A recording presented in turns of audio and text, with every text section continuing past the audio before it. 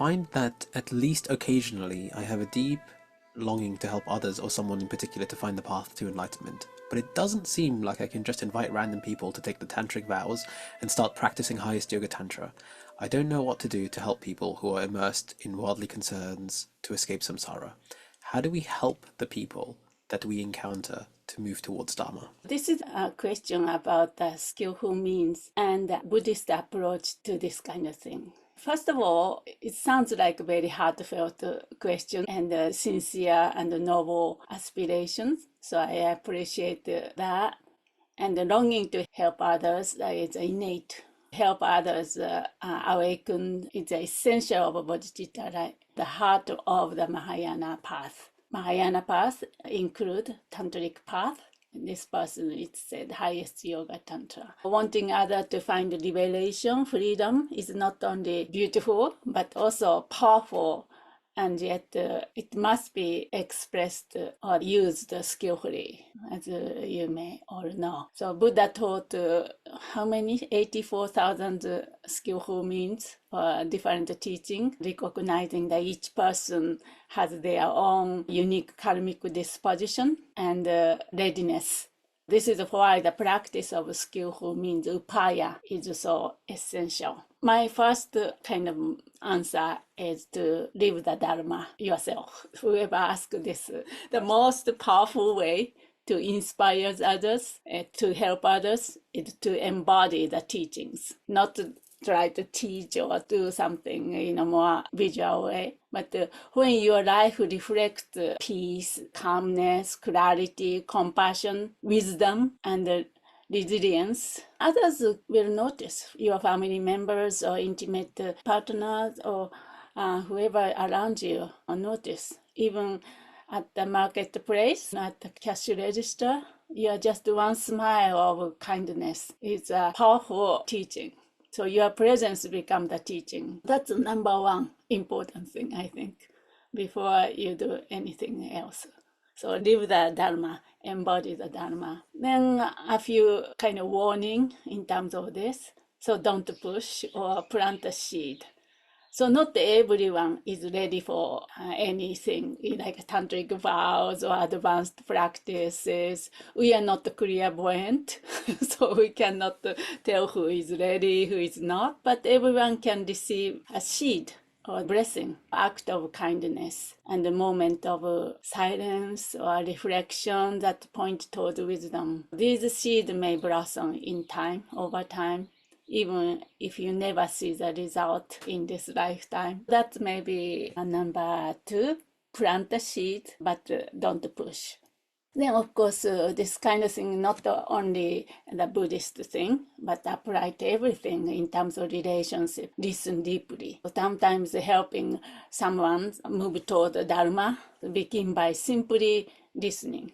Like here in this clinic, somebody put oneself forward and asking a question or something like that, then simply listening without agenda or judgment, bias. Oh, this is a stupid question or something like that. Maybe part of us may think it's obvious, but then we need to be really listen deeply, because sincerely asking, right? That's very important. This opens a space where they feel seen or heard, and often deeper things can emerge. Maybe that might be a number three, listen deeply. Then, of course, you can respond if somebody asks a question, but don't impose. The Buddhism or Buddhist approach is not to solicitate to make somebody convert into the Buddhist.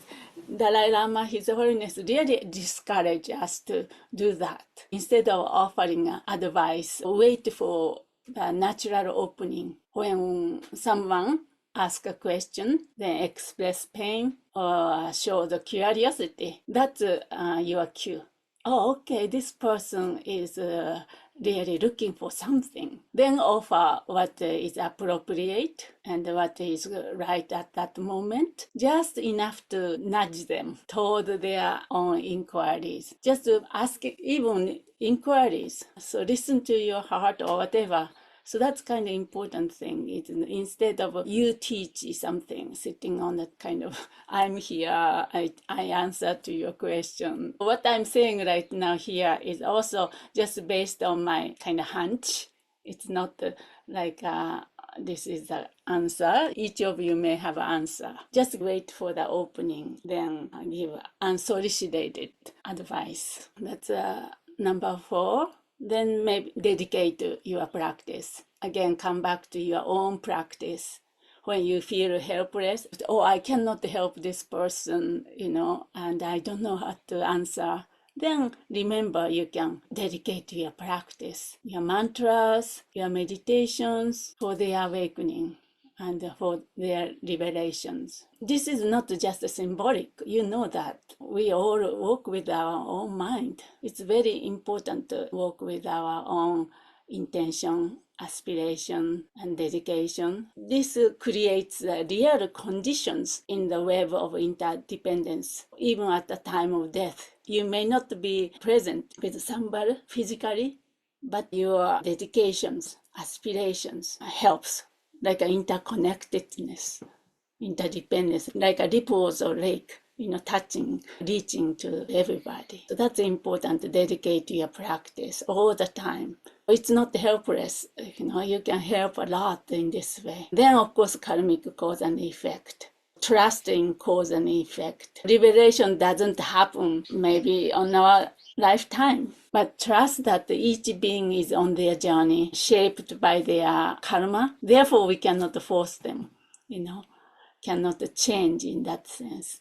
We can influence, like as I said, we can create a condition for opening. So you care and dedication are never wasted. I list up a few things, like idea, maybe we can put in a toolbox. If we do with a sincere motivation, never gonna get wasted.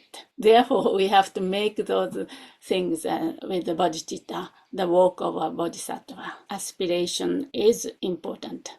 Even aspiration itself to help others awaken is already the work of a bodhisattva. Keep, nurturing, so let it soften you, humble you, and move you to serve in whatever way is possible. There are lots we can do, but without attachment or without hope and fear.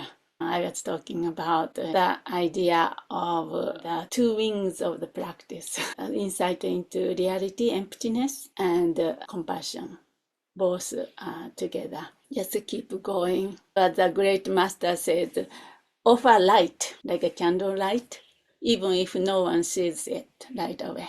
So what as a Dharma practitioners we do, right? On the cushion, we dedicate everything for the sake of our beings. Yeah. Anyway, highest yoga tantra is not for everybody. We confuse with that, because highest yoga tantra is highest, so it's good for everybody. Like a strong medicine, right? That's not for everybody, right? And that's why Buddha taught all different, flavors of the medicine. If doctor just prescribed the one medicine, highest strong dose, some people die or it's harmful. And also this 84,000 include the teaching of silence, not the teaching, just giving a space. Then what happened is that each of us has a Buddha nature, innate goodness, like an innate knowing. Then that space allows to really start listening to one's own heart. Then that question dissolve. Oh, kind of like that. I used to teach high schooler, right? They are always outgoing, this and that, Then brought them to my tea room and just let them sit quietly. Then something opened up.